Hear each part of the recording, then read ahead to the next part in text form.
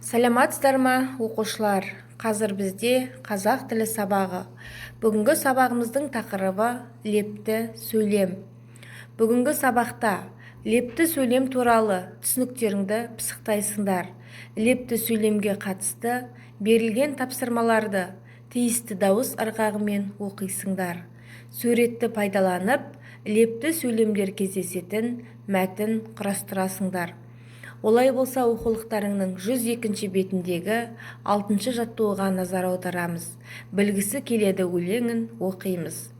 Сұрағы көп ақ тіпті құралайдың, дегенмен ол орынсыз сұрамайды. Бір күні таңғалдырды құралайым, тіреусіз бұлттар неге құламайды. Немесе қалай деді, неге деді, аппақ қар қара бұлттан себелейді. Мұз неге ерігенде су болады, су неге қайнағанда бу болады. Құралай болса дәлі тым кішірек тұрады, соның бәрін соның білгісі кеп. Балалар, өлең жолдары түсінікті болса, өлеңдегі қарамен жазылған сөйлемдерге назар аударайық. Олар қандай сөйлемдер? Әрине, сұраулы сөйлемдер.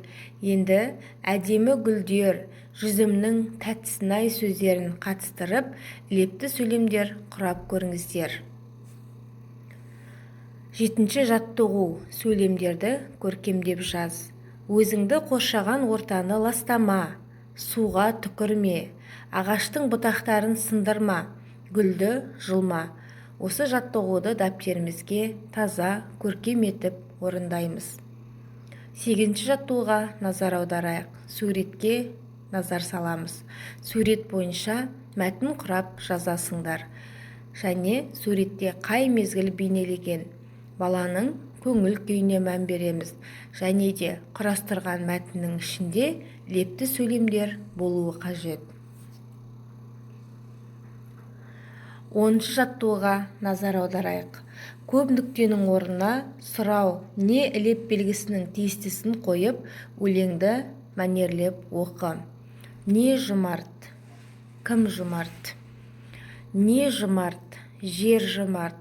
Адам затты асыраған. Не жұмарт? Күн жұмарт. Жерге нұры шашыраған.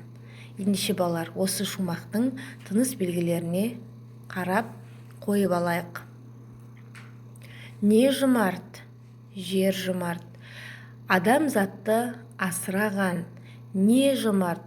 Күн жұмарт. Жерге нұры шашыраған.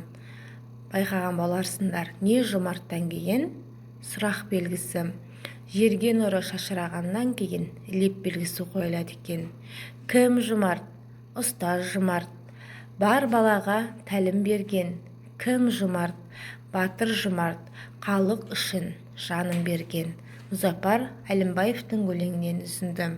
Бұл жерде де балалар, кім жұмарт? Сұрақ белгісі, яғни сұраулы сөйлем.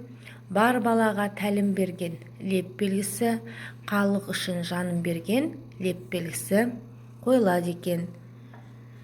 Ендеше балалар, 9-шы жаттығуға назар аударайық.